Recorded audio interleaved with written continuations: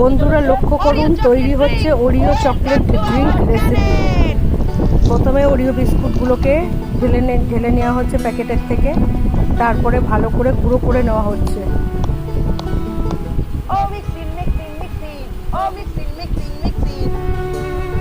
ভালো করে গুঁড়ো করা হয়ে গেল, ওরিও বিস্কুটগুলোকে গুঁড়ো করে নেওয়া হচ্ছে।